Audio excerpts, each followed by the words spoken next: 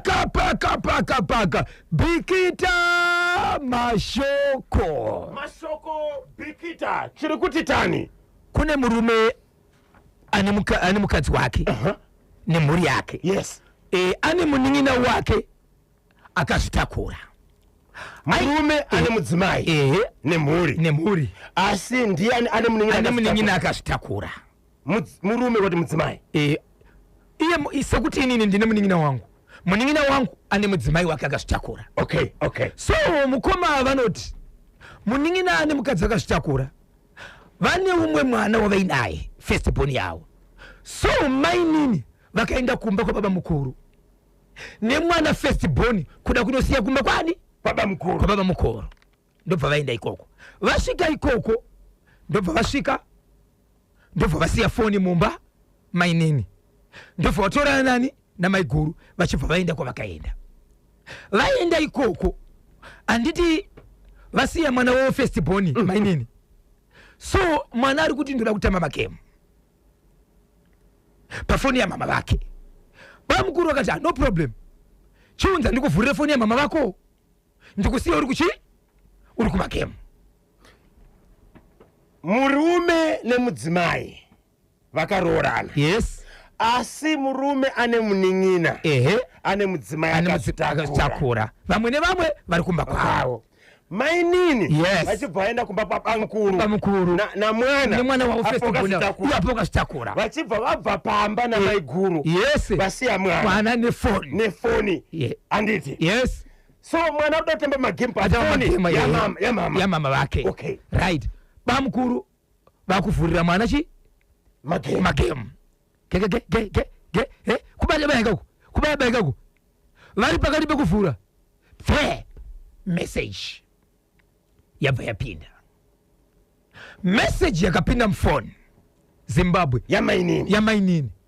Ndiri kuzama kuti tinzwe tese message iyi nenzira yenhepfenyuro yevanhu vese.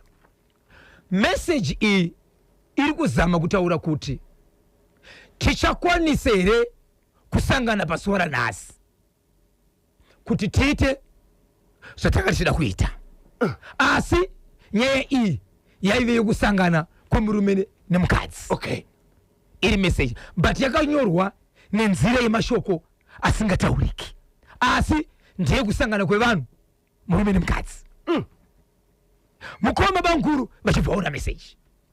Vaona message iyi ndobva vavhurira mwana mameseji. Zvavakaita manje ivo ndobva vatora foni yavo ndobva vasendera mufoni mavo.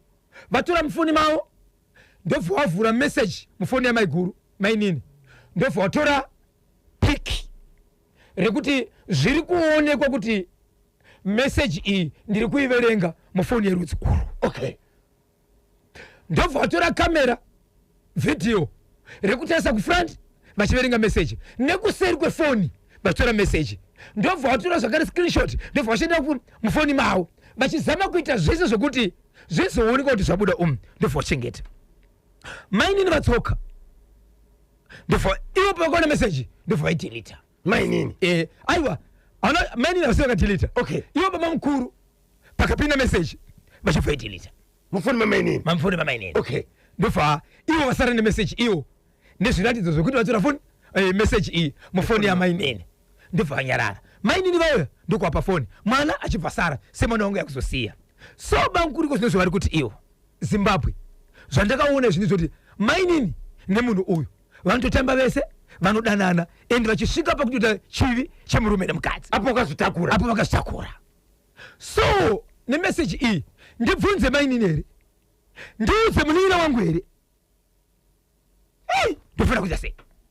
Ndechekupi ichi? Bikita mashoko.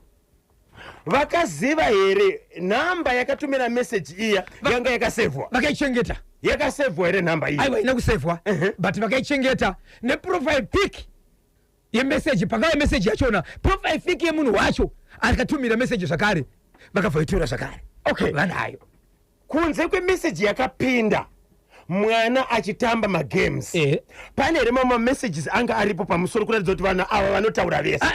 Anoratidza kuti kana kuri kutaura vanotaura but ikapinda inodelitwa. ndiyo yega message yange ndiyo message yange iripo yakatopinda kabata yanga isimo but message yakapinda akatobata phone achivhurira mwana kuti amutsvagire magames.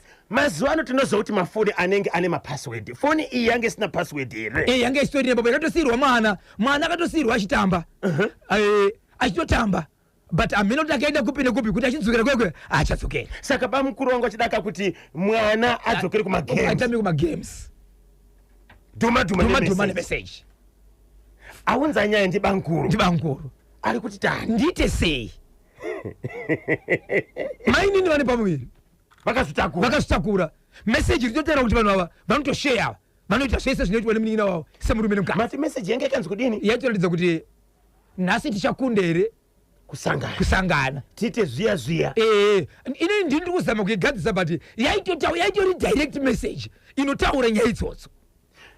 Munin'ina wemukoma ava ari kupi?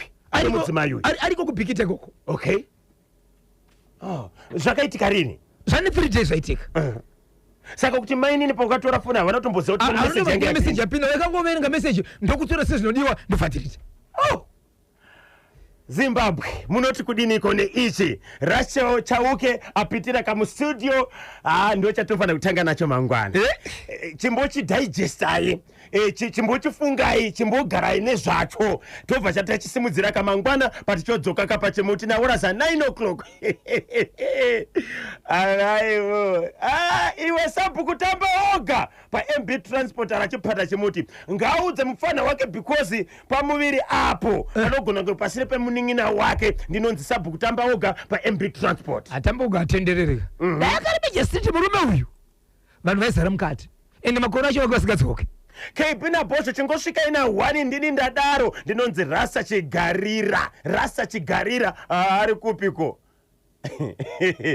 Ndoverengere message. Verenga uko vakebi. It's okay.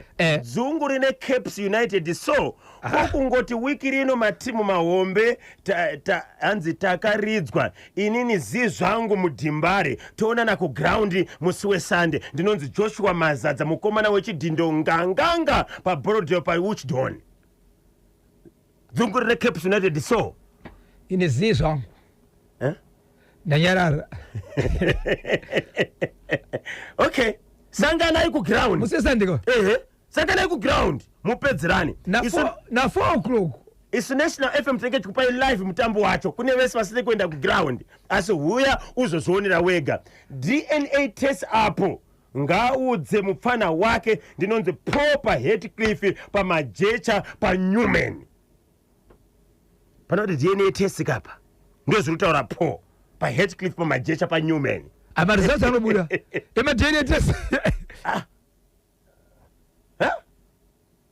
Kona iwe podumba pabhindura chianiko hanzi Caps tokurova ichete ndinonzi podumba ndiri pabhindura. No problem.